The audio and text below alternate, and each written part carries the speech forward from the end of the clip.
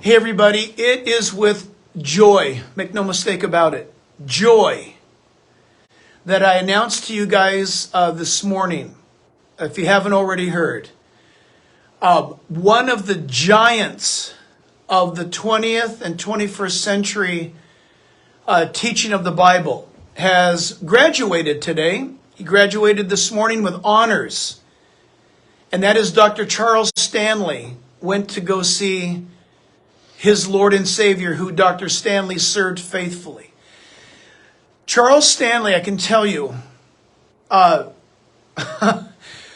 for years, that what he did to shape my understanding of the Bible. I've got several heroes of the faith that transformed and brought me into a deeper knowledge of Jesus. And I got to tell you, Dr. Charles Stanley is one of them, and I'll tell you real quick why or how that happened.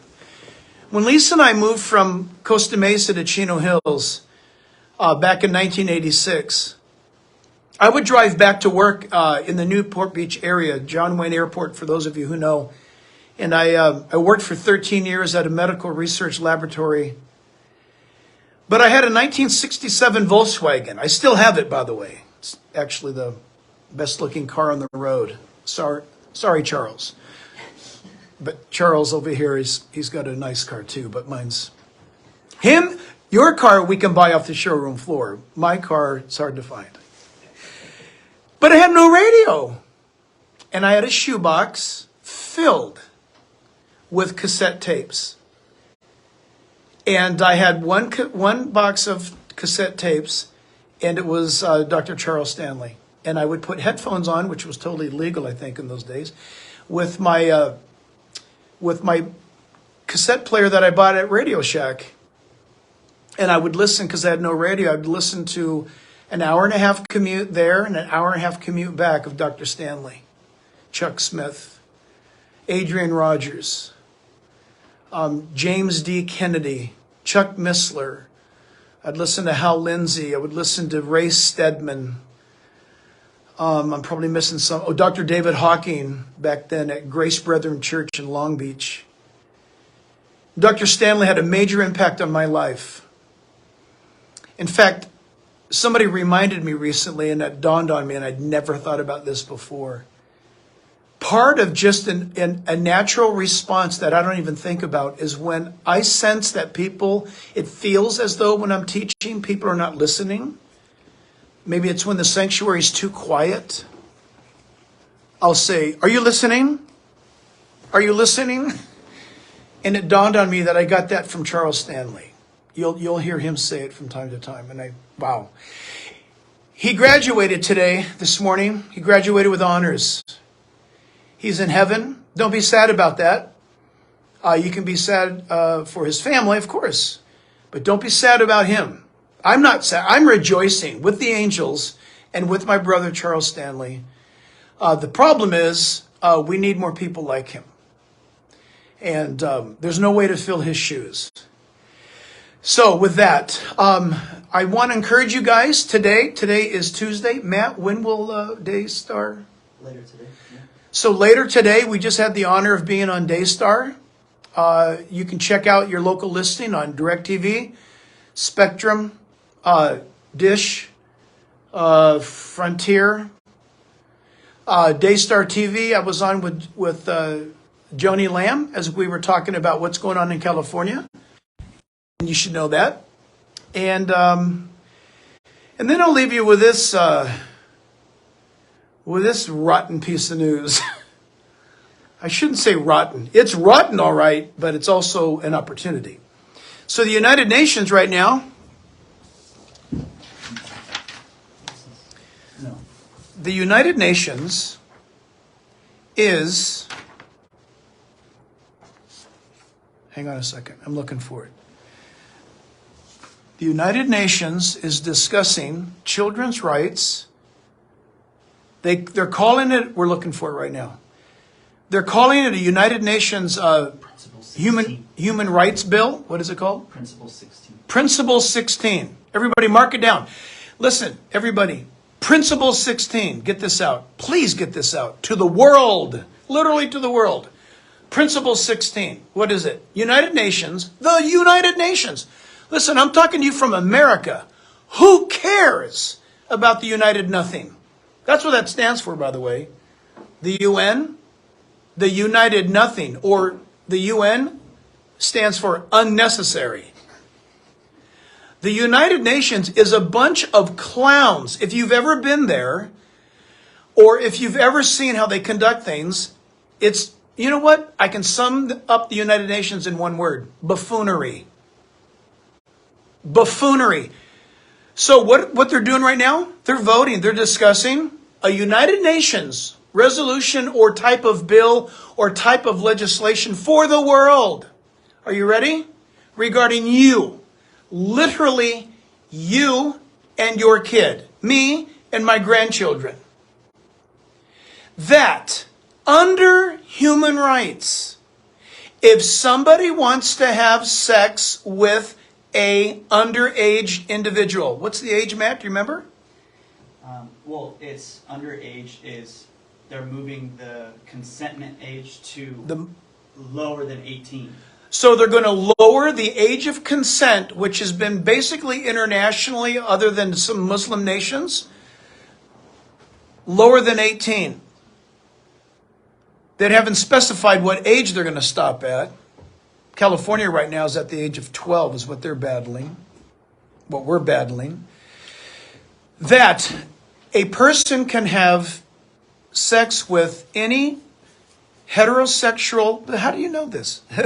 Heterosexual kid, LGBTQ, trans, or whatever they identify as. You can have sex with them without any prosecutorial fear. And in other words, it's going to be United Nations sanctioned sexual molestation of children, and it's protected by the United Nations, which they hope this goes to the World Court to protect pedophiles, reprobates, perverts, sick, deranged, warped, last days. I've run out of words. Today, Daystar will talk a little bit about that, tiny bit. But this is happening right now. You guys, please get the word out. I don't know how this technology works. Can you take this and send it to your friends? Get it out there. You can share it. Can you, in fact, Share it on Facebook. so share it on Facebook. I'm being told you can share it on Facebook. So check this out. Last Sunday, we did our first installment. I thought it was our only installment. We did Signs of the Coming Antichrist.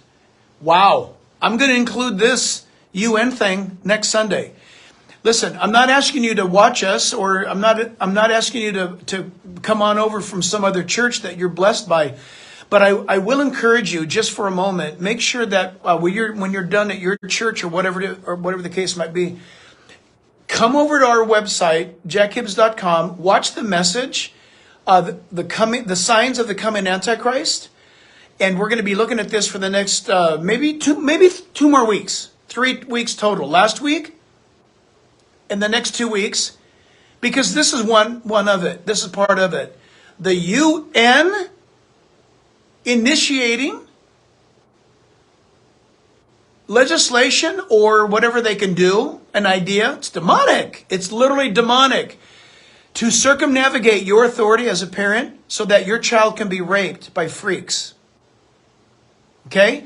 Jesus said, if anyone harms the littlest or smallest of these, that when he returns, Jesus said it would have been better for that person to Charles have never Stanley been born. is the senior pastor at the First Baptist Church in Atlanta and the founder of the very huge In Touch Ministries has died.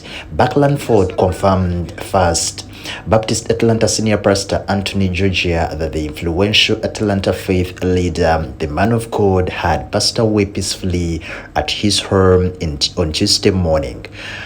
For more than 5 decades, the pastor, broadcaster, and of course the author served on the staff of the First Baptist Atlanta Church, and he was named senior pastor in 1971, becoming the 16th pastor at the historic church that was founded in 1848. The man of God, Mr. Stanley's leadership and the church saw unprecedented growth, and of course in 1997 they moved from its Midtown Atlanta location to Peachtree Street to the former Avon property in Downwood to accommodate its diverse membership for more than 15,000 from all over the world, and of course in the metro area. He was born in 1932 and would become a pioneer in religious broadcasting. He founded In Touch Ministries, I think it was 1977, and in his words, he has always said that they get the truth of the gospel to as many people as possible. His tremendous work, his sermons, his podcasts, his devotionals, his works, the preachings, the kind of impact he has made, reaching close to 115 million homes per week in more than 126 countries around the world, can't be underestimated. At the time of his death, Dr. Stanley could be heard in every nation on the earth via radio, shortwave television broadcasts, and of course in the United States the Touch television program could be seen on close to 204 stations, 7 satellite networks. So he's been really huge. He's been so influential and very, very much impactful with the kind of work he has been doing. Our beloved pastor actually formed the Touch radio program that could be heard on close to 458 stations via shortwave radio.